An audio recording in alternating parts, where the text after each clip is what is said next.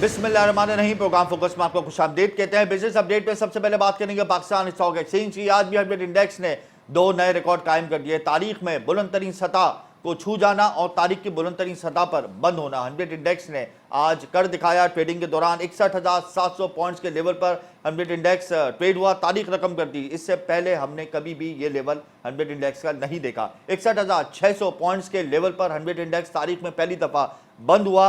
1000 से जायद पॉइंट्स का इजाफा देखा गया। मार्केट के सेंटिमेंट्स ओवरऑल बहुत ज्यादा हाई थे। ब्रोकर्स और फाइनेंसर्स ने जमकर खरीदारी की। 526 मिलियन का वॉल्यूम रिकॉर्ड किया गया। ओवरऑल 297 कंपनीज के शेयर्स में हमने तेजी देखी और सिर्फ 74 कंपनियों के शेयर ऐसे थे जिनमें हमने कमी देखी। वजूहात क्या है, इस हवाले से प्रोग्राम में हम तफसीली डिस्कस करेंगे। करेंसी मार्केट में डॉलर आज फिर सस्ता हुआ। इंटरबैंक मार्केट में डॉलर 285 रुपए 17 पैसे से कम होगा, 284 रुपए 97 पैसे का हो गया। 20 पैसे इंटरबैंक मार्केट में डॉलर सस्ता हुआ। ओपे मार्केट में डॉलर 286 रुपए 50 पैसे से घटकर 286 रुपए का हो गया, 50 पैसे सस्ता हुआ ओपन मार्केट में डॉलर। एफबीआर ने एदाद-ओ-शुमार जारी कर दिए हैं। नवंबर 2023 में टैक्स वसूली 736 अरब रुपए रही। 736 अरब रुपए टैक्स वसूली बहुत जबरदस्त फिगर्स हैं। नवंबर 2022 के मुकाबले में नवंबर 2023 में टैक्स वसूली में 38% का इजाफा हुआ, यानी एक साल में हमारी कलेक्शन एफबीआर की 38% इंक्रीज हुई है। रवा माली साल 5 माह में 3,484 अरब रुपए टैक्स इकट्ठे हुए एफबीआर ने एदाद-ओ-शुमार जारी कर दिए हैं। इसके अलावा प्रोग्राम में मैं आपको बताऊंगा कि ज़र मुबादला ज़खायर में इजाफा हो गया। स्टेट बैंक ने एदाद-ओ-शुमार जारी कर दिए हैं। स्टेट बैंक ज़खायर में 7 करोड़ 70 लाख डॉलर का इजाफा हुआ और स्टेट बैंक ज़खायर बढ़कर 7 अरब 25 करोड़ 70 लाख डॉलर हो गए हैं। कमर्शियल बैंकों के ज़खायर 1 करोड़ 35 लाख डॉलर से 5 अरब 13 करोड़ डॉलर हो गए, यानी कमर्शियल बैंकों के ज़खायर में भी इजाफा हुआ है और स्टेट बैंक के ज़खायर में भी इजाफा हुआ है। सनतकारों ने डेडलाइन दे दी है, 4 दिसंबर को सनतें बंद कर देंगे। सिंध और बलूचिस्तान के जो सनतकार हैं वो एक पेज पर जमा हो गए हैं। गैस टैरिफ के हवाले से बहुत ज़्यादा तहफ़्फ़ुज़ात हैं और इस हवाले से मुतादिद बार प्रेस कॉन्फ्रेंसेस भी की, बैनर्स भी लगाए, शहर भर में एहतजाज रिकॉर्ड किया और फिर 4 दिसंबर को सनतें बंद करने का अल्टीमेटम दे दिया है हुकूमत को और तारीख का ऐलान कर दिया है। और गैस प्राइसेस के हवाले से सनतकार एक पेज पर जमा हो गए हैं। कराची चैम्बर ऑफ कॉमर्स, तमाम जोन्स के एसोसिएशंस एक पेज पर जमा हो गई हैं और हुकूमत को अल्टीमेटम दे दिया और हुकूमत को कहा है कि इस हवाले से कोई पॉलिसी लाएं ताकि एक्सपोर्ट मुतासर ना हो। सनतें 4 दिसंबर को बंद करने जा रहे हैं सिंध और बलूचिस्तान के सनतकार। अगला कदम क्या होगा, इस हवाले से हम प्रोग्राम में गुफ्तगू करेंगे। मुल्क भर में बिजली गैस चोरों के खिलाफ क्रैकडाउन का सिलसिला जारी है। मुल्क भर में बिजली गैस चोरों के खिलाफ क्रैकडाउन से 61 अरब रुपए की तकरीबन रिकवरी हो गई है। 7 सितंबर से 28 नवंबर तक मुल्क भर से 32,876 अफराद को बिजली और गैस चोरी में कानूनी तहवील में लिया गया है और 58,657 अफराद के खिलाफ बिजली गैस चोरी पर FIR दर्ज की गई है। क्रैकडाउन से जो बिजली और गैस चोरी के खिलाफ जारी है मुल्क भर में, उससे 61 अरब रुपए की रिकवरी हुई है। इसके अलावा प्रोग्राम में मैं आपको बताऊंगा कि पाक सुजुकी मोटर कंपनी ने अपना प्लांट बंद करने का ऐलान कर दिया है। मोटरसाइकिल मैन्युफैक्चरिंग प्लांट पाक सुजुकी कंपनी ने आर्जी तौर पर बंद कर दिया और इस हवाले से पाकिस्तान स्टॉक एक्सचेंज को खत लिख दिया है। 1 दिसंबर से 6 दिसंबर तक प्लांट बंद रहेगा क्योंकि डिमांड एंड सप्लाई की वजह से प्रोडक्शन बहुत ज़्यादा मुतासर हो गई है और पाक सुजुकी कंपनी ने इस हवाले से पाकिस्तान स्टॉक एक्सचेंज को खत लिख दिया है। प्रोग्राम में मैं आपको बताऊंगा कि पाकिस्तान और यूएई के ताल्लुकात बेहतर हो रहे हैं, तजारती राहें हमवार हो रही हैं। 25 अरब डॉलर की तकरीबन सरमायाकारी करेगा मुस्तकबिल में यूएई और इस हवाले से MOUs भी साइन हुए हैं। इस हवाले से काउंसल जनरल यूएई जो कराची में मौजूद हैं, उन्होंने अपना वीडियो पैगाम जारी किया है। बकीत अतीक अल-लुमैती साहब क्या कहते हैं, आइए देखते हैं। अस्सलाम वालेकुम। और जो खुशखबरी है, अभी नया सिस्टम हम लोग ऐड किया था यूएई कौंसलेट में। जो पाकिस्तानी इन्वेस्टर या पाकिस्तानी बिजनेस कम्युनिटी यूएई में कुछ करना चाहते हैं, हम लोग को डायरेक्ट करते हैं मिनिस्टर ऑफ फॉरेन अफेयर और वो डायरेक्ट इससे रब्ता कर लेते हैं। इसी तरह यूएई में जो इन्वेस्ट करना, हम लोग के साथ डायरेक्ट रब्ता कर लेते हैं। हम लोग इधर आपकी गवर्नमेंट के साथ डायरेक्ट रब्ता कर लेते हैं। बीच में कोई नहीं होएगा, direct to direct, government to government, investor to the government. और इसमें बहुत सहूलियात दे रहा है। आपकी हाई ऑफिशियल गवर्नमेंट यूएई में अबू धाबी में काफ़ी एग्रीमेंट साइन हुए हैं पाकिस्तान के लिए, इन्वेस्टमेंट के लिए। और ये चीज़ें हमेशा यूएई हमेशा पाकिस्तान के साथ इन्वेस्टमेंट करता आ रहा है, लेकिन इस बार थोड़ा सा काफ़ी शुबों में है। आपकी इंफ्रास्ट्रक्चर आपकी पोर्ट में भी है, आपकी IT सेक्टर में भी है और माशाल्लाह आपकी फूड सिक्योरिटी जो यूएई के लिए फूड सिक्योरिटी पाकिस्तान मैं ये समझता हूँ बहुत अच्छा इसमें प्ले कर सकते हैं क्योंकि पाकिस्तान बहुत लॉजिस्टिकली बहुत नज़दीक है। और मैं ये समझता हूँ पाकिस्तान में बहुत ऐसा सेक्टर भी है जो अभी तक वर्जिन है, जिनके लिए इन्वेस्टमेंट बहुत ज़रूरी है। और उम्मीद है अल्लाह के ऊपर इंशाअल्लाह हम लोग पाकिस्तान का साथ और पाकिस्तानी अवाम का साथ ताउन भी करेंगे। पाकिस्तान में सरमायाकारी करेंगे और पाकिस्तान का साथ भी देंगे, बड़ी खुशाइन बात कही है और इसमें कोई दो राय नहीं कि हमारी जोग्राफिकल लोकेशन बहुत ज़बरदस्त है। 6 अरब लोगों से हमारी जोग्राफिकल लोकेशन के ज़रिए कनेक्टिविटी होती है। अगर हम रीजनल ट्रेड, बार्टर ट्रेड के ऊपर तवज्जो दें तो हम अपने जो मौशी मसाइल हैं उनको हल कर सकते हैं और यूएई के साथ सरमायाकारी मुस्तकबिल में जो पाकिस्तान में होने जा रही है उससे यहाँ पर वाकई में मौशी एक तरक्की की जो राह है वो हमवार होगी। मुस्तकबिल में कुवैत, कतर, यूएई, सऊदी अरब पाकिस्तान में सरमायाकारी करेगा। इससे हमारा जो कॉन्फिडेंस लेवल है वो बहुत ज़्यादा बेहतर हुआ है। हमारे जो फंडामेंटल्स हैं मेजर्स इस हवाले से वो बहुत ज़्यादा इम्प्रूव हुए हैं और इसमें कोई दो राय नहीं कि सनतकारों का एतमाद भी बाल हुआ है। प्रोग्राम में इस वक्त हम बात करेंगे कराची स्टॉक मार्केट में रिकॉर्ड तेज़ी की, उसके बाद हम बात करेंगे इंडस्ट्रियल जोन जो 4 दिसंबर को बंद होने वाले हैं सिंध और बलूचिस्तान के। इसके अलावा हम प्रोग्राम में CPEC के हवाले से भी डिस्कशन करेंगे, लेकिन यहाँ वक्त ब्रेक का, आप हमारे साथ रहिएगा।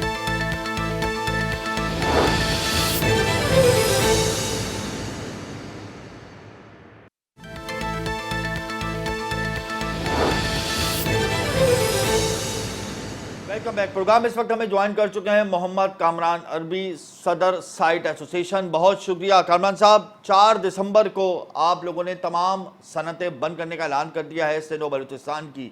क्या वाकई में आप अपनी इस बात पर कायम रहेंगे आइंदा आने वाले दिनों में या कोई नेगोशिएशन हो सकती है हुकूमत के साथ? देखें, नेगोशिएशन का दरवाज़ा तो हमेशा हर वक्त खुला ही होता है जी, और लेकिन अभी तक तो एज थिंग स्टैंड जो है हम जो हमारा स्टैंड है उस पर कायम है और इस हवाले से हमारी मीटिंग भी हुई है कि हमने स्ट्राइक की कॉल को जो है उसको भरपूर सारे इंडस्ट्रियल एसोसिएशन ने मिल के शो ऑफ यूनिटी जो है, यकजहती का मुजाहरा करते हुए सब बंद रखेंगे। कितनी सनतें हैं जो आप लोग बंद कर देंगे सिंध और बलूचिस्तान की, उसके क्या इदाद शुमार है? कितने लोग बेरोजगार हो जाएंगे? आधा तो शुमार एक दिन का तो शटडाउन है, एक दिन में तो इंशाल्लाह कोई उम्मीद है अल्लाह की ज़ात से कोई बेरोजगार नहीं होगा। अच्छा, एक दिन का आप लोग सिर्फ शटडाउन कर रहे हैं एहतजाज के तौर पे? ये एहतजाज के तौर पे टोकन शटडाउन है। अच्छा, और इससे हम ये मैसेज पोर्ट्रे करना चाह रहे हैं कि भाई कराची की जो सनत है और सिंध और बलूचिस्तान रीजन की जितनी सनतें गैस से वाबस्ता हैं और कराची की ख़ास तौर से जो बिजली से वाबस्ता हैं, ये बहुत मुश्किलात से दो चार हैं जिन पे पहले बिजली फिर गैस और फिर दोबारा जो है ना ये दोनों का एक कंबाइंड इफेक्ट जो आ रहा है, इसकी वजह से काम करना इंतहाई मुश्किल और दोबर हो गया है। अच्छा, एक दिन अगर आप सनतें बंद कर रहे हैं एहतजाज के तौर पर, तो आपको लगता है कि इसका इम्पैक्ट क्रिएट होगा या आपका एहतजाज बड़ा पावरफुल रहेगा? एक दिन अगर सनतें बंद हो जाएंगी तो हुकूमत के ऊपर तो उससे कोई फ़र्क नहीं पड़ेगा, ना आपकी काविशें रंग लेकर आएंगी, क्योंकि ट्रेडर्स ने इतने दिनों एहतजाज किया, कुछ भी नहीं हुआ। आप लोग भी एक दिन सनत बंद कर देंगे, कुछ भी नहीं होगा, आपको भी मालूम है। नहीं, ऐसा नहीं है। देखें, हमने आदत और शुमार को सामने रखते हुए ये फैसला किया है जी। कि जितने इंडस्ट्रीज़ में अक्रॉस द रीजन जितने एम्प्लॉयज़ हैं वो सारे के सारे, उसमें बहुत सारे जो है ना डेली वेज अर्नर्स भी हैं, तो सबसे पहले तो हम उनका ख्याल करेंगे, जाहिर सी बात है। लेकिन इसके साथ साथ हमें इस बात उनका का भी ख्याल क्या ध्यान रखना करेंगे? है सनतें कि बंद पूरे होंगी तो उनको पैसे देंगे उनकी उजरत के? सनतें बंद होगी तो उसको एक दिन की उजरत है। बहुत सारों ने हमें बोला है कि ठीक है, वो अपने इनफरादी तौर पे अपने डेली वेज अर्नर्स का जो है, जो एक बड़ी खुशाइंद और खुश इल्हानी की बात है कि जो जितने सारे इंडस्ट्रियलिस्ट हैं इनफरादी तौर पे उन्होंने बोला है कि अपने उस डेली वेज अर्नर्स को वो एक दिन की तनख्वाह फिर भी देंगे। बट अब वो तो खैर इनफरादी लेवल पे, इज्तिमाई तौर पे मैं आपको ये बता दूं कि जो ट्रेड स्टेटिस्टिक्स की अगर हम बात करते हैं, जो आपने मुझसे पहले पूछा, उसमें ये है कि डेली की बुनियाद पर कराची से जो एक्सपोर्ट होती है, जो ऑफिशियल आदत और शुमार है उसके हिसाब से 47 मिलियन US डॉलर्स जो है ना, 47 अशारिया समथिंग US डॉलर्स कराची से एक्सपोर्ट रोज़ाना होता है। तो ये एक बहुत साइजेबल चंक है जो ना हो पाएगा एक दिन की इंडस्ट्रियल हॉलिडे की वजह से, या इंडस्ट्रियल स्ट्राइक की वजह से। अच्छा, यानी आप ये कह रहे हैं कि अप्रॉक्सीमेटली 47 मिलियन डॉलर की एक्सपोर्ट होती है एक दिन की। अगर आप स्ट्राइक पे चले जाते हैं, प्रोटेस्ट करते हैं और एक दिन सनतें बंद कर देते हैं तो 47 मिलियन डॉलर का मुल्की मशत को नुकसान होगा। बिल्कुल ऐसा ही है। तो ये नुकसान पहुंचाने से बेहतर नहीं है कि आप हुकूमत के साथ बैठ जाएं? नुकसान, मैं देखो बहुत बहुत बहुत आपने अच्छा पॉइंट उठाया। नुकसान पहुंचान नहीं रहे, नुकसान होगा। नुकसान तो अल्टीमेटली तो हमें होगा ना। जी। हम इस नहज पर हमें लाकर खड़ा कर दिया गया है कि हमारे पास अब हमें रास्ते नहीं दिखते। हम कंटिन्यूसली बैक चैनल से कोशिश करते रहे, ऑफिशियल चैनल से कोशिश करते रहे कि कोई सुनवाई हो जाए, किसी ना किसी तरह किसी ना किसी से जो डिसीजन मेकिंग अथॉरिटीज़ हैं उनसे बातचीत हो जाए कि क्या सोचकर ये उन्होंने ये फैसले किए और एक तरफा तौर पे ये फैसले करके हम पर ऐसे जो है टैरिफ को मुसल्लत कर दिया, कि इसके पीछे क्या थॉट प्रोसेस है, इसके पीछे क्या कैलकुलेशन है, क्योंकि हमारी समझ में तो नहीं आता। इसके पीछे देखिए, आईएमएफ के इंस्ट्रक्शंस हैं, सबको मालूम है, आईएमएफ का दबाव है, सबको मालूम है, फिर लाइन लॉसेस भी हैं, उनको भी कवर करना है, तो ये मजबूरन कंपल्शन करके ये स्टेप उठाया गया है। और इसके लिए तो फिर आप लोग हुकूमत के पास जाएं, उनके साथ बैठे बातचीत करें। इस हवाले से कोई अपडेट नहीं है आपके पास?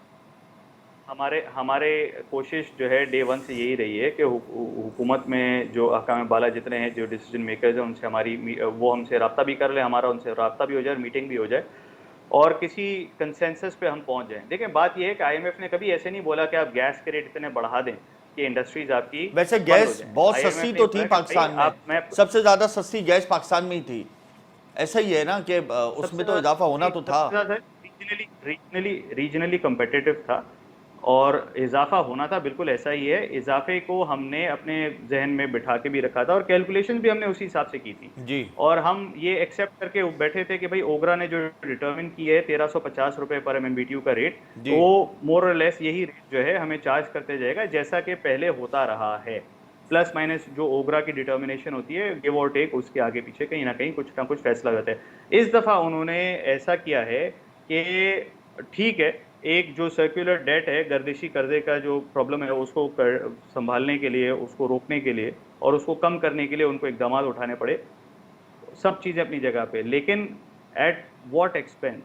अगर आप हमें महंगी यूटिलिटीज़ फराहम कर रहे हैं और हमें इसलिए महंगी यूटिलिटीज़ फराहम कर रहे हैं क्योंकि कुछ सेक्टर ऐसे हैं जिनको आप सस्ती यूटिलिटीज़ फराहम कर रहे हैं, फर्टिलाइजर सरफहरिस्त है, बिल्कुल फर्टिलाइजर सरफहरिस्त है, हाईली प्रॉफिटेबल सेक्टर है। अगर आप एक सेक्टर को सब्सिडाइज कर रहे हैं at the expense of somebody else, तो आप यानी आप इनडायरेक्टली ब्यूरोक्रेट और टेक्नोक्रेट को निशाना बना रहे हैं फर्टिलाइजर सेक्टर पे उंगली उठाकर।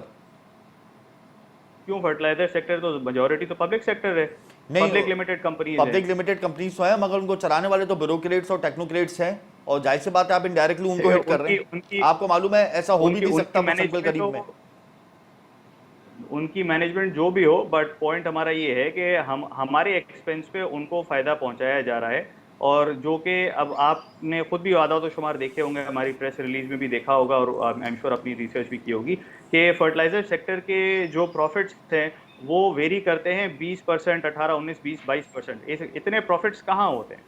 तो ये इतना प्रॉफिटेबल सेक्टर है और इन कंपनीज के profits they run into the billions, 20 अरब 40 अरब रुपए इनके प्रॉफिट्स होते हैं। तो अगर इनको क्रॉस सब्सिडाइज कराना ही है तो आपको इन्हीं की प्रॉफिट मार्जिन जो हैं उन्हीं को आप इनको, अल्टीमेट मकसद इनका क्या है? अल्टीमेट मकसद इनका ये है कि फूड सिक्योरिटी हो, ताकि फर्टिलाइजर के थ्रू कि फर्टिलाइजर जो है ना वो किसान को कम रेट पे मुयसर हो। बिल्कुल, एग्रीकल्चर सेक्टर को तकवीत फराम करने के लिए फर्टिलाइजर सेक्टर को इस वक्त छूट दी गई है। कारमान साहब आप हमारे साथ ही रहिएगा। इस वक्त हमें प्रोग्राम में ज्वाइन कर चुके हैं आसिफ इनाम, chairman all Pakistan textile mills association. बहुत शुक्रिया आसिफ साहब। आसिफ साहब, सिंध बलूचिस्तान के सनतकार इंतहाई खफा हैं हुकूमत के इकदाम से, गैस क्राइसिस की वजह से सनतें बंद करने का अल्टीमेटम दे रखा है। आसिफ साहब, क्या कर रही है एप्टेमा, और आप ये बताएं कि आइंदा आने वाले दिनों में एप्टेमा क्या हुकूमत से कोई राब्ता करके इस स्ट्राइक को रोकने जाएगी या इनको अकेला छोड़ देगी और एप्टेमा की डायरेक्शन अलग हो जाएगी? जी, बिस्मिल्लाहिर्रहमानिर्रहीम। मैं एक चीज़ अर्ज करूंगा कि खुद करदा इलाज नहीं, अपने किया करे का कोई इलाज नहीं होता। हम लोग, आप ये देखें कि जब 800 से 1300 वैलेट प्राइस हुई है, 63% या 65% इंक्रीज है। लास्ट 2 इंक्रीज जो या 3 इंक्रीज जो है वो गवर्नमेंट ने स्किप कर दी थी, जिसकी वजह से ये 63% एक साथ आया और उसकी वजह से 600 अरब रुपए सर्कुलर डेट में ऐड हुआ जी। तो ये राइस तकरीबन 1800 के करीब आनी थी। फिर हम सबका गवर्नर हाउस में जो मीटिंग हुई थी ऑनरेबल मिनिस्टर के साथ जो केयर टेकर एनर्जी के, वहाँ हमने तय किया कि ये प्रोविंशियल वेक ऑफ करेंगे, जिसकी वजह से जो नई सनतें और पुरानी सनतों का फर्क है वो खत्म हो जाएगा। 100-150 रुपए उसका आया, 2050 ये आया। दूसरे जो खराबी शुरू हुई है वो अप्रैल से शुरू हुई है, जब हमें पता चल गया था कि तकरीबन 70 से 100 MMFD गैस की शॉर्टेज है। जी उस शॉर्टेज के बावजूद जो है वो हमने जिद पकड़ी कि जी हम LNG मिक्स नहीं कराएंगे। उस बार $9 की LNG मिल रही थी और $11 का अक्टूबर शिपमेंट मिल रहा था। हमने कहा वो भी नहीं, हमें तो लेनी ही नहीं है। सही उसके है, नतीजे में ये हुआ कि 2 दिन की गैस हॉलिडे आ गई। ये हमारी गलती तो अब थी, 47 ये मिलियन का हमारी मतलब गलती है थी। $100 मिलियन का अप्रैल से तो नुकसान होता रहा, उसकी किसी को परवाह नहीं है। सही है उसके बाद जाके आप देखें कि अक्टूबर में, जब ये सितंबर अक्टूबर में LNG मिक्स हुई है, जी। तो उसके बाद अब कितनी सनतों को फायदा हुआ है। तो मेरे ख्याल में 300-400 अरब का तो नुकसान हो चुका। दूसरे, जहां तक फर्टिलाइजर की बात करें, मुझे आप अर्ज करें कि जो IPP लगे हुए हैं जी और billions and billions of dollar कमा रहे हैं और टैक्स फ्री कमा रहे हैं, डिविडेंड बिल्कुल भी उनका बिल्कुल। टैक्स फ्री है, तो उनके लिए कभी हमने एतराज उठाया? हमने जब बिजली का रेट 42 रुपए हुआ, तो तो क्यों नहीं मतलब उठाते हम बहुत लोग, बड़ा सेक्टर है, क्यों नहीं उठाते यानी हम आप लोग? 42 रुपए पे आसिफ एक्सपेक्ट साहब, कर रहे हम हैं कि कोई एहतजाज क्यों बेचारा नहीं ऐसे करते में IPPs चले। के खिलाफ, क्यों नहीं करते? क्या करते हैं? क्या करते हैं? जितना आपने कभी हड़ताल की IPP के खिलाफ? तो क्यों नहीं करते? सनतकार एक पेज पे जमा क्यों नहीं होते IPPs के खिलाफ? भाई वजह हम क्या तो है? जो आवाज उठाते उठा सकते हैं, हमारा काम। We negotiate, we raise it और ऑल द लेवल्स। और दूसरे गैस का 2050 और 10% ब्लेंड आया था पूरे साल का, उसको किसने मुस्तरद किया? किसने किया मुस्तरद? बताइए, खुल के बात करें। ये तो आप इनसे पूछे ना कि भाई उसमें क्या खराबी थी कि उसको मुस्तरद कर दिया। जी कामरान साहब, मुस्तरद कर दिया, आधा क्यों भाव था। मुस्तरद किया गया? आसिफ साहब क्या कह रहे हैं?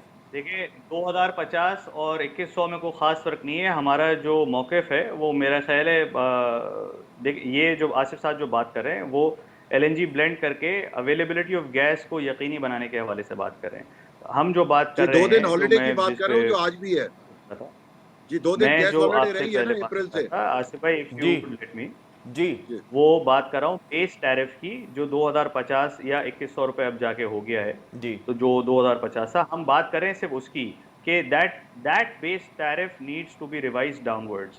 और रही बात इलेक्ट्रिसिटी की, तो इलेक्ट्रिसिटी पे भी जो है बारहा हम आवाज़ उठाते रहे हैं। प्रेस रिलीज भी हमने इशू किए हैं, प्रेस कॉन्फ्रेंस भी पहले भी कर चुके हैं, IPPs के और खिलाफ कल क्यों भी नहीं इकट्ठे प्रेस हुए मेरे आप जो ख्याल है। है कि पहले तो हड़ताल करें आप IPPs के खिलाफ, फर्टिलाइजर को छोड़ें, IPP के तो खिलाफ हड़ताल फर्टिलाइजर को करें कि क्यों उनके छोड़े ऊपर आसिफ टैक्स नहीं साहब? है और फर्टिलाइजर हजारों फंडिंग, अरब का जो है वो आसिफ हमारे साहब ऊपर है। फर्टिलाइजर के दोनों खिलाफ भी हम खड़े होते हैं, IPPs के खिलाफ भी खड़े होते हैं, ये IPP के खिलाफ दोनों पहले के खिलाफ हड़ताल खड़े हो IPP जाते की हैं ना, जब बनती है, दोनों ही उसको 1 मुल्की साल हो मईशत को गया। तार कर आपको रहे किसी हैं। छोटे मेंबर, किसी छोटे दोनों को आदमी की आप परवाह नहीं है, SME जो बिजली चलाता है। फर्टिलाइजर को आप क्यों कह रहे हैं कि छोड़ दें फिल वक्त? देखिए, वजह क्या है? 2100 में ये आधा बनता है बिजली से, जी, आधे पे आपको तकलीफ है और 42 वाले का ख्याल नहीं है। तो आप ये कह रहे हैं कि जो ऐसा कराची नहीं है। यानी सिंध बलूचिस्तान का जो जी सनतकार इस वक्त कराची के अंदर एहतजाज कितने कर रहा हजार है वो मेगावाट बेबुनियाद यूज कर रहा करती है? है? आसिफ साहब नहीं, जो कितने लोग हैं जो गैस चलाते हैं, कितने लोग हैं जो गरीब बिजली चलाते हैं, उनका कोई ख्याल नहीं है, अच्छा उनके लिए कोई हड़ताल नहीं है। अच्छा आसिफ साहब ये बताएं कि अच्छा आप 2 दिन जो बंद रही है, हमारी आप मुझे ये बताएं सिंध और अप्रैल से बलूचिस्तान के 2 दिन सनतकार बंद जो रहे। एहतजाज कर रहे हैं आपकी निगाह में बेबुनियाद है, गलत है, नहीं करना चाहिए? जी बिल्कुल, पंजाब ने ये एक्सेप्ट करके 50-50 ब्लेंड, जी दूसरे इसके अंदर 90-10 का ब्लेंड मौजूद था, वो जी भी मुस्तरद कर दिया। अब हो सकता है 20 पे हम राजी होना पड़े। इतना फेवर किया था गवर्नमेंट ने हमें, देखिए, बात मौजूद हमें हालात को इतना मद्देनजर ऐसा रखना नहीं चाहिए। होता। दूसरे, इसके इतना बहुत अगर हमने सारी बिजली का टैरिफ ही ठीक करा लिया होता। कामरान साहब, आपकी और एप्टिमा की तो राय जुदा जुदा हो गई। All Pakistan textile mills association के चेयरमैन कह रहे हैं कि आप लोगों का एहतजाज बेबुनियाद है। भाई वो बिजली जो से बात आधा कर भाव रहे हैं, है। जी एक जगह- कामरान अरबी साहब का एक मौक़िफ़ अलग- लेने दें। एक अलग जी कामरान साहब, एक जगह अलग, उनकी जो बात है वो एक जगह अलग बेसिस रखती है। हमारी जो बात है वो हम बात करें जो बेस टैरिफ उन्होंने ECC में डिटरमिन किया है 2100 रुपीज़ का, 2100 रुपये का। जी फिल वक्त बात उस पे हो रही है। रही बात इलेक्ट्रिसिटी पे, तो इलेक्ट्रिसिटी भी हमारे प्रोटेस्ट का हिस्सा है, ऐसा नहीं है। देखें, जो आदमी सर गैस कल की यूटिलाइज आप कर रहा है, परसों वो की ऐसा नहीं है कि हड़ताल, उसमें से पावर परसों की जनरेशन हड़ताल की- बिजली के नाम पावर करें, जनरेशन- उसको अच्छा, 100 if you- let sir me 42 finish. रुपए की If you बिजली would का be- पहले हक है हड़ताल का। अच्छा ये बताएं कामरान ये साहब, 22 रुपए की, 22 कामरान 24 को साहब छोड़ें। मसला गैस प्राइसेस इसको का है, पहले आप बिजली पे गैस हड़ताल क्राइसिस का है या इलेक्ट्रिसिटी प्राइसेस का है? नहीं जी, एनर्जी सर, टैरिफ का सर, मसला है या गैस एनर्जी और बिजली अवेलेबिलिटी का मसला 2 दिन है? तो हम बिजली इस्तेमाल जी करते थे। एक मौक़िफ़ कामरान साहब का लेने 2 दें। दिन तो लोगों ने बिजली इस्तेमाल की है, आसिफ जिनको गैस साहब, नहीं आई। आसिफ साहब मुझे कामरान साहब का मौक़िफ़ लेने दें, मुझे कामरान साहब का मौक़िफ़ लेने दें। कामरान अरबी साहब ये बता दें कि एनर्जी प्राइसेस का मसला है, एनर्जी क्राइसिस का मसला है?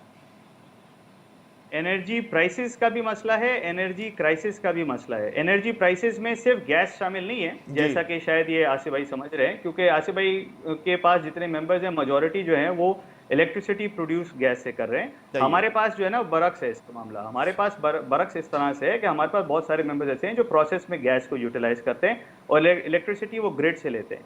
कल की मैं आपको बात बताऊं कि जी। इलेक्ट्रिक से जो मेरी बात हुई उनमें 2000 कंज्यूमर्स के इलेक्ट्रिक के इंडस्ट्रियल कंज्यूमर्स ऐसे हैं जो 35% उनकी रेवेन्यू कलेक्शन का बेस बनते हैं। सही वो है। 35% जो कस्टमर बेस है, इंडस्ट्रियल कस्टमर बेस है उनकी, उसमें 15% रिडक्शन हुई है इंडस्ट्रियल। मगर कामरान साहब, जो तर्जुमान SHGC है, SHGC का मौक़िफ़ है, जो उनके जो स्पोक्समैन है वो ये कहते हैं कि हम इंडस्ट्रियल को गैस दे रहे हैं, जितनी हमारे पास गैस है वो हम तवातुर के साथ इंडस्ट्रियल सेक्टर को दे रहे हैं ताकि उनकी एक्सपोर्ट मुतासिर ना हो। ये SHGC के स्पोक्समैन सलमान अहमद सिद्दीकी का मौक़िफ़ है। हमारी सर, अगर आप मुझे बोलने की इजाजत दें, हमारा जो मसला गैस का है वो 7 दिन सप्लाई है जी। आसिफ साहब, मुझे उनका बस जुमला खत्म होने वाला है जी। 7 डे सप्लाई पे आप व्यू लें जी। इनका क्या कामरान व्यू साहब, है कि 7 दिन ये सप्लाई बताएं चाहिए या नहीं? कामरान साहब, वैलिड पॉइंट है, कहती जरूर है कि सही हम है। गैस दे रहे हैं, लेकिन वो गैस आज भी, मैं आज जुमे का दिन है, आज भी गैस के प्रेशर साइट इंडस्ट्रियल एरिया में बिल्कुल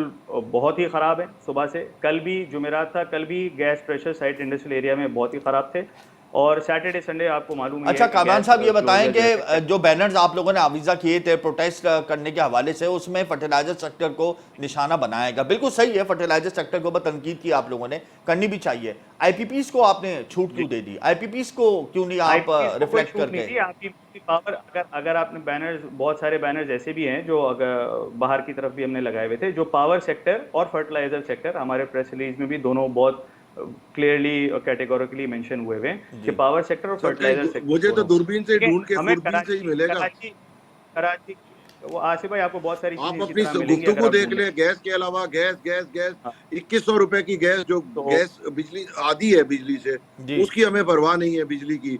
1 साल हो गया बिजली के रेट लेकिन बढ़े हुए, आप खुद कह रहे हैं कि 15% तबाह हो गए लोग। आसिफ साहब, इंडस्ट्रियल अब आप कंजम्पशन सिंध कम और हो गई। बलूचिस्तान के जो सनतकार हैं, जो एहतजाज कर रहे हैं, आप उनका साथ नहीं देंगे? आपकी तंजीम उनका साथ नहीं देगी?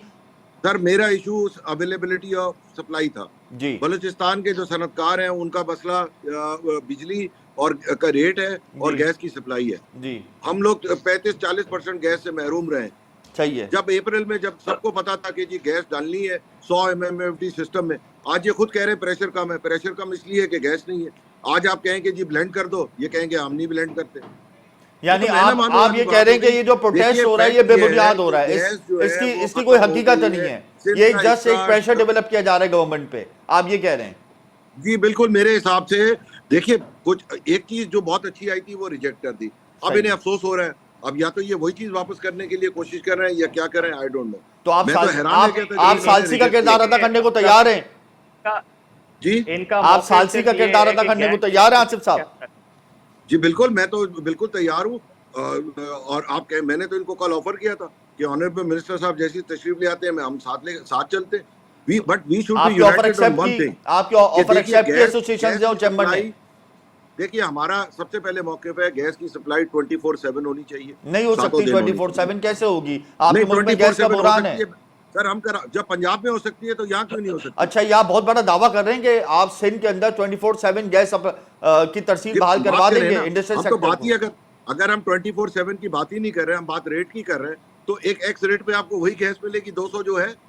अगर आपको 400 का सिस्टम चलाना है तो आपको 400 तो गैस डालनी होगी ना। बिल्कुल। उसकी प्राइस होगी, उसमें कोई उसको इवन आउट कर ले साल पे कि चले अभी 200 डाली, हमें साल पीछे 70 का बिल करके हमें एवरेज आउट कर दें। There are many reason. यानी आज 24/7 एप्टेमा जो है वो मिनिस्टर साहब से कह के गैस की तरसील बहाल करा दी सिंध और बलूचिस्तान में इंडस्ट्रियल जोन्स को। ये ऑब्वियसली आपका बहुत बड़ा दावा पाकिस्तान है का हिस्सा है, आसिफ अगर साहब, हमारे ये आप बहुत बड़ी बात कर रहे हैं। सबकी बात ये है सर, ये अल्हम्दुलिल्लाह हो गया है।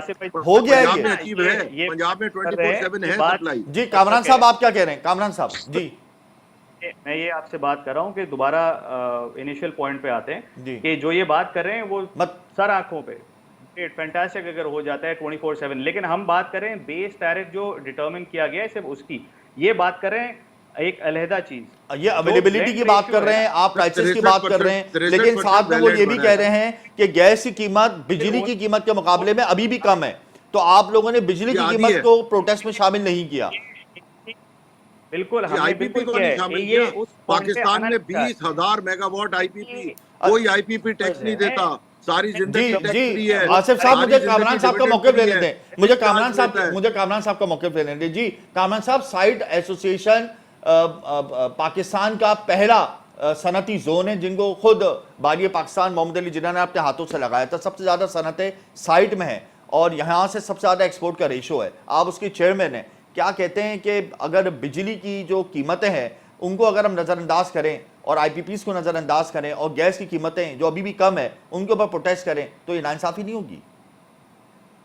देखें, इस बात को समझना ज़रूरी है कि गैस सिर्फ एक मकसद के लिए इस्तेमाल नहीं होती। जैसा मैं पहले ही बताने की कई दफ़ा कोशिश की, before I was interrupted multiple times, जी कि गैस के दो काम, या तो वो इस्तेमाल हो रही है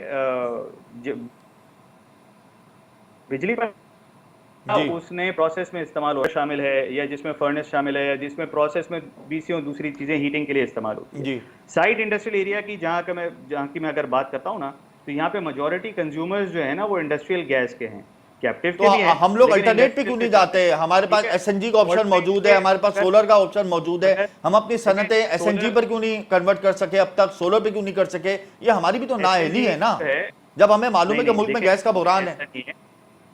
ऐसा नहीं है सर मैं इसका SNG एक अर्ज जो है- करूं जी कि आसिफ जब साहब, मैं 11 आपकी रुपए तरफ की आऊंगा, गैस मुझे मिलती हो कामत ना, साहब से बात किसी को करनी कुछ नहीं करना पड़ता। आपको आपको 4 सेंट की चीज मिल रही है, दुनिया की हर चीज महंगी होगी उससे। है। जी this was the SNG rate is which far has more result in expensive this than- जी डिजास्टर। मुझे कामरान अदबी साहब का मौके लेने दें आसिफ साहब। जी जी मैं आपकी तरफ भी दीजिए। आऊंगा। SNG जो है वो फार मोर एक्सपेंसिव है नेचुरल गैस से। सही है। There are alternate fuels available, Punjab में बहुत सारे ऑल्टरनेट फ्यूल्स इस्तेमाल भी हो रहे जी। हैं। अनफॉर्चुनेटली कराची में जो है ना ये लग्जरी अवेलेबल नहीं है कि ओपन स्पेस लैंड अवेलेबल हो जहाँ पर जो है ना ऑल्टरनेट फ्यूल का इंतजाम किया जा सके।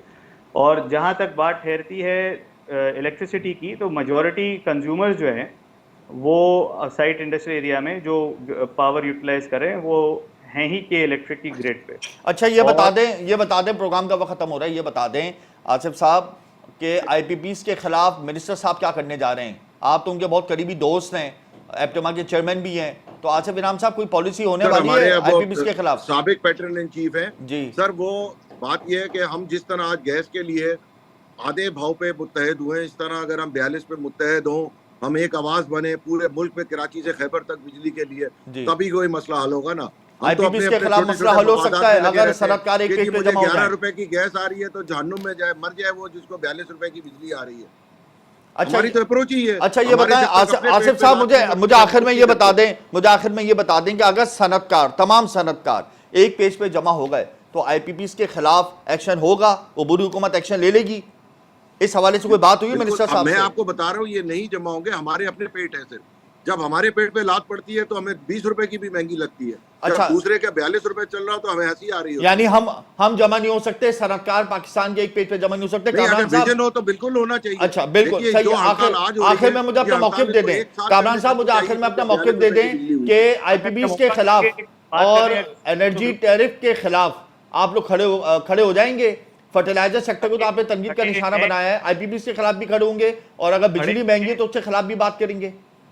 खड़े थे, खड़े हैं और खड़े भी रहेंगे। और सालसी का किरदार अदा करने की पेशकश कर दी आसिफ इनाम ने कि वो मिनिस्टर साहब के साथ आप लोगों की मीटिंग कराएंगे। आपने उनकी इस सालिस की पेशकश को कबूल कर लिया है? आईपीपी के खिलाफ नहीं है ऑलरेडी सारा गैस बहुत सारे फर्टिलाइजर जी ने को एक्सेप्ट कर लिया है। इनके साथ साथ जो है जावेद बिलवानी भी हैं, दोनों को फोकल पर्संस अपॉइंट किया हुआ है जी, और ये खुद ही मैटर को टेक अप करके चलेंगे। अब ये और अगर आपकी 4 तारीख की जो स्ट्राइक है वो कामयाब नहीं हुई तो आइंदा आने वाले दिनों में क्या करेंगे?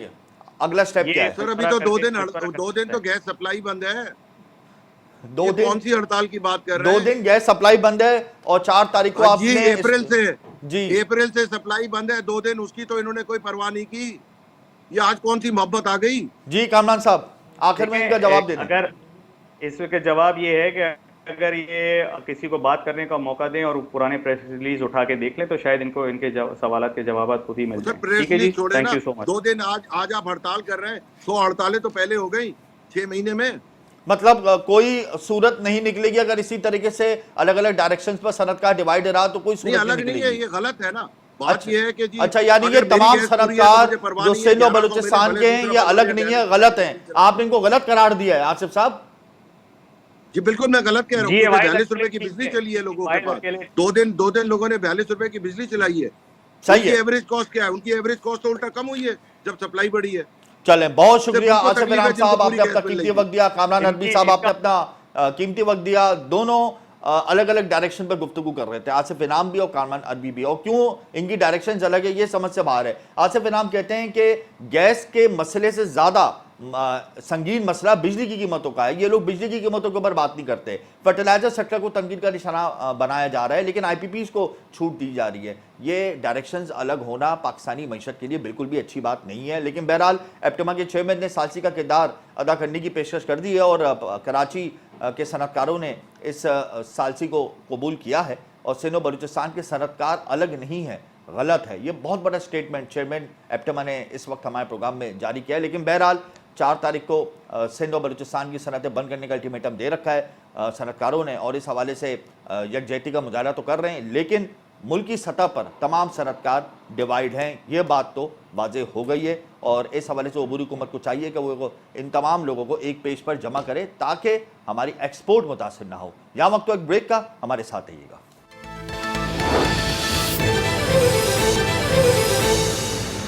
Welcome back. प्रोग्राम इस वक्त हमें ज्वाइन कर चुके हैं Mohammad Salman Naqvi, stock exchange expert. आज भी 100 इंडेक्स ने तारीख रकम की है अपने हिसाब का रिकॉर्ड तोड़ते हुए। 100 इंडेक्स ने आज भी 2 नए रिकॉर्ड कायम किए, तारीख की बुलंद तरीन सतह पर ट्रेड होने का और तारीख की बुलंद तरीन सतह पर बंद होने का। वजूहात क्या हैं, सेंटिमेंट्स इतने रिकॉर्ड हाई क्यों हैं सलमान साहब? बिस्मिल्लाहिर्रहमानिर्रहीम। आज स्टॉक मार्केट अपने ऑल टाइम हाई पर बंद हुई है। इसकी बहुत सारी वजूहात हैं। सबसे पहले आईएमएफ का स्टैंड बाय लोन जब से अप्रूव हुआ है और मौजूदा हुकूमत की जो फाइनेंशियल टीम है, जो बड़ी प्रोफेशनल है, सिंसियर है और बड़ी मेहनत के साथ काम कर रही है, और उसके साथ साथ जनरल आसिम मुनीर साहब जो हैं, सैयद आसिम मुनीर साहब जिस तरीके से मेहनत कर रहे हैं, उसकी वजह से बहुत सारे इकोनॉमिक एक्टिविटीज जो हैं वो जनरेट हुई हैं। हमारे मैक्रो इकोनॉमिक्स इंडिकेटर्स इम्प्रूव हो रहे हैं। हमारे इंटरेस्ट रेट जो है वो नीचे आ रहा है। करेंसी में स्टेबिलिटी आई है। रेमिटेंसेस बढ़ी है। रेवेन्यू कलेक्शन जो है वो बड़ी बेहतरीन हुई है। और इसके साथ साथ जो बायलैटरल मल्टीलैटरल डोनर्स हैं वो कमिटमेंट अपनी पूरी करने को तैयार हैं। जैसे ही आईएमएफ का $700 मिलियन का लोन पाकिस्तान को मिलेगा, उसके फौरन बाद तकरीबन $2 बिलियन की मजीद फाइनेंशियल एड पाकिस्तान को मुख्तलिफ मल्टीलैटरल और बायलैटरल इदारों से जो है वो मिल जाएगी। इसकी वजह से हमारा रिजर्व भी मजबूत हो जाएगा और एक्सचेंज रेट भी मजबूत होगा। आज कौन कौन से स्टॉक्स में आपने तेजी देखी, अपर लॉक्स देखे, कौन से सेक्टर्स में जबरदस्त तेजी का रुझान देखा गया? सबसे ज्यादा जो तेजी नजर आई है वो सीमेंट सेक्टर और स्टील सेक्टर में नजर आई है। उसकी वजह सबसे पहले तो इंटरेस्ट रेट में कमी का इम्कान है आने वाली मॉनेटरी पॉलिसी में। सबकी एक्सपेक्टेशन है और कि इंटरेस्ट रेट जो है वो आने वाली मॉनेटरी पॉलिसी या इसके बाद वाली मॉनेटरी पॉलिसी में यकीनन कम होगा। और इसकी वजह से सीमेंट सेक्टर में और उसके बाद स्टील सेक्टर में सबसे ज्यादा तेजी हुई है। लेकिन अक्रॉस द बोर्ड तकरीबन तमाम सेक्टर्स में हमें तेजी नजर आ रही है। इसमें E&P सेक्टर खासतौर पे, उसके बाद टेक्नोलॉजी सेक्टर, टेक्सटाइल सेक्टर और इसके अलावा फार्मास्यूटिकल सेक्टर, इन तमाम सेक्टर्स में जो है हमने इम्प्रूवमेंट देखी है। अच्छा सलमान साहब, नवंबर के महीने में अप्रोक्सीमेटली 9,000 पॉइंट्स 100 इंडेक्स बेहतर हुआ, 9,000 पॉइंट्स। एफडीआई की क्या पोजीशन में नवंबर में? नवंबर में 9,000 पॉइंट्स बढ़े, ये मेरी बात समझ में आई है आपकी। और ये तकरीबन एफडीआई की क्या पोजीशन नहीं महीने के बाद नवंबर में स्टॉक मार्केट में बैरूनी सरमायाकारी का जो तसलसल देखा गया वो रिकॉर्ड सतह पे देखा गया। क्या इदाद शुमार थे, एफडीआई के वाले से क्या कहेंगे? जी जी बिल्कुल। फॉरेन इन्वेस्टमेंट जो है वो तकरीबन बाय और सेल का जो फर्क 300 मिलियन डॉलर्स था, और ये तकरीबन 6 साल के बाद फॉरेनर्स की जो है वो स्टॉक मार्केट में वापसी हुई है। इसकी वजह ये है कि MSCI फ्रंटियर मार्केट में जो शेयर्स हमारे नए दाखिल हुए थे वो 1 दिसंबर से वर्किंग में आएंगे, यानी आज के दिन से। तो इसमें हमने बाइंग का रुझान देखा है इसलिए स्टॉक मार्केट में, और हमें यकीन है आइंदा आने वाले दिनों में MSCI फ्रंटियर में स्टॉक मार्केट का वेटेज भी बढ़ेगा।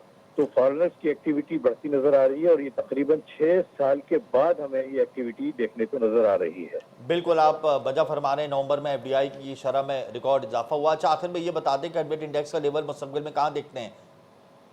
नहीं, इंशाल्लाह हमारी उम्मीद है कि दिसंबर तक अल्लाह ने IMF की जांचें जब मिल जाएगी उसके जी। बाद मजीद बेहतरी आएगी और इंटरेस्ट रेट भी घटने का इम्कान होगा, तो 65,000 तक भी इंडेक्स जो है वो आइंदा आने वाले दिनों में जा सकता है। बहुत शुक्रिया सलमान साहब, आपने अपना कीमती वक्त दिया। अगले सेगमेंट में हम सीपैक के हवाले से गुफ्तगू करेंगे कि सीपैक में कौन सी पेशरफ्त होने वाली है, कौन कौन से मनसूबों में, बड़े बड़े मनसूबों में पेशरफ्त होने वाली है, सीपैक की इस वक्त क्या पोजीशन है और हुकूमत सीपैक के हवाले से क्या क्या मौसर इकदाम उठाने वाली है, क्योंकि सीपैक पाकिस्तान का मुस्तकबिल है। SIFC और सीपैक पाकिस्तान की मईशत की रीढ़ की हड्डी है और इस हवाले से गवर्नमेंट और सिक्योरिटी एजेंसीज मिलकर काम कर रही हैं, जो बड़ी ज़बरदस्त बात है। और सीपैक के हवाले से हम अगले सेगमेंट में तफसीली गुफ्तगू करेंगे, लेकिन यहाँ वक्त एक ब्रेक का, हमारे साथ रहिएगा।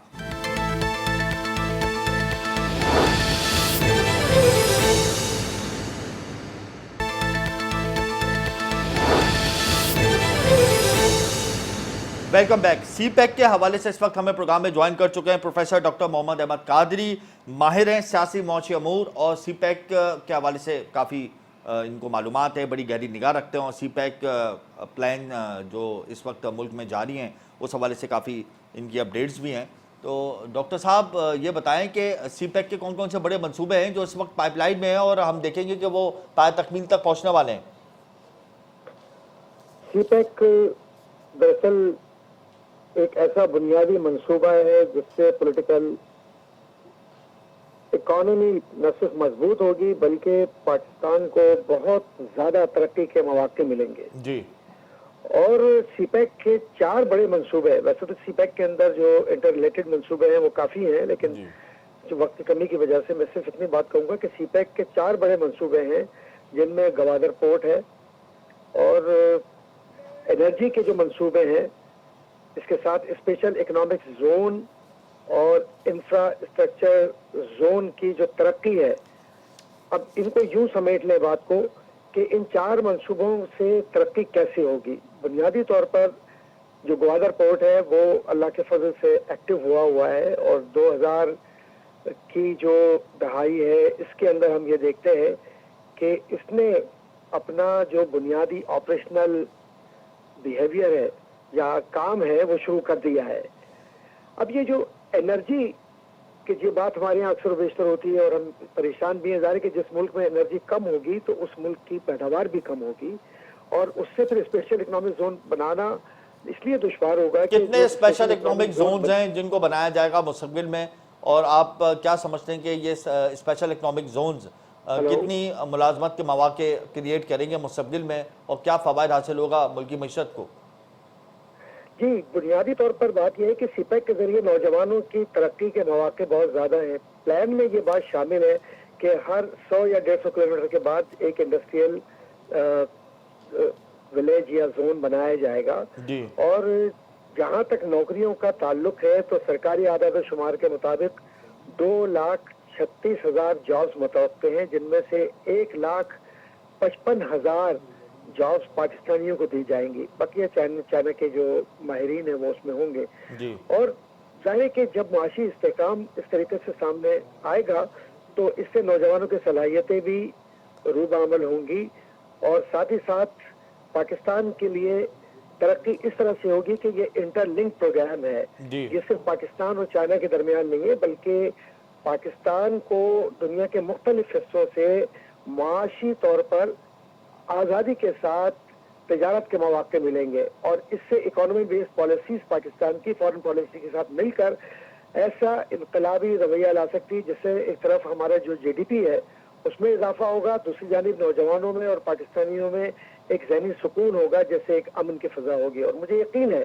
कि आने वाले वक्तों में हमें यकीन रखना चाहिए कि सीपैक की कामयाबी से पाकिस्तान की कामयाबी जुड़ी हुई है और पाकिस्तान के क्या समझते हैं कि सीपैक कब तक ऑपरेशनल हो जाएगा?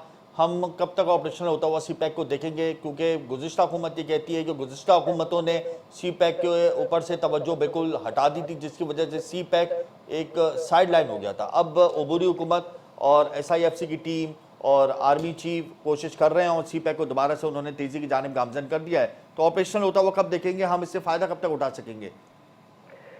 मैं ये अर्ज करना चाहता हूँ कि सबसे पहले जिन बुनियादी इदारों की तरफ आपने इशारा किया है वो जी, काबिल जी। मुबारकबाद है कि उन्होंने जी। पाकिस्तान के लिए यकीनन संजीदगी से सोचा। बिल्कुल। और जो सीपैक को शुरू से ही मुश्किलात का सामना है, एक तो अंदरूनी तौर पर और फिर बैरूनी तौर पर जो साजिशें हैं उसमें रुकावटें तो आई हैं, बिल्कुल। लेकिन सीपैक को हम 3 फेज में तकसीम कर सकते हैं। 2015 से 2022 तक का एक फेज है जिसको शॉर्ट टर्म फेज कहते हैं। जी। दूसरा 2022 या 21 के आखिरी हिस्से से लेकर 2025 तक का जो मिड टर्म फेज है। फिर इसके बाद लॉन्ग टर्म फेज जिसको आप कहते हैं 2026 से लेकर 2030 तक का ये लॉन्ग टर्म फेज है। जी। इन तीनों फेजेस के अंदर कोशिश ये की जा रही है कि एनर्जी और कम्युनिकेशन, टेलीकम्युनिकेशन और फिर साथ ही साथ जो स्पेशलाइजेशन है इसकी, खास तौर पर हमारे गवादर पोर्ट की, इसको वसअत दी जाए। और हम देख रहे हैं ना कि अल्लामा इकबाल इंडस्ट्रियल सिटी जो सीपैक के जरिए आ रहा है और दूसरे भी जो प्रोजेक्ट्स हैं वो इसके अंदर में आ रहे हैं, जी। उनमें तरक्की के काम हो रहे हैं। और साथ ही साथ खास तौर पर ग्वादर पोर्ट की जो आउटपुट है या जो इससे फायदा मिल रहा है पाकिस्तान को, जी। अल्हम्दुलिल्लाह वो 2030 में जब ये सीपैक कंप्लीट होगा तो इससे पाकिस्तान